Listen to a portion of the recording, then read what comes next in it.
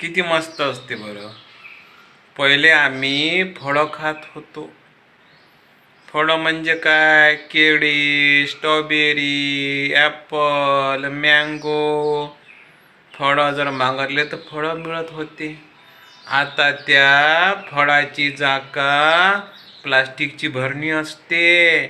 त्याच्यावर लिहिलं राहते स्ट्रॉबेरी ज्यूस, चिकू ज्यूस, अमूक ज्यूस, ॲपल ज्यूस, टमुक ज्यूस. त्याच्यातलं कलरचं पाणी ग्लासमध्ये टाकते, त्याच्यात दूध टाकते, त्याच्यात थोडासा बर्फ टाकते आणि मग ते मिक्सरवर ठेवते. असा गुळगुळ गुळगुळ गुळगुळ आवाज येते आणि ते आम्हाला प्यायला देते.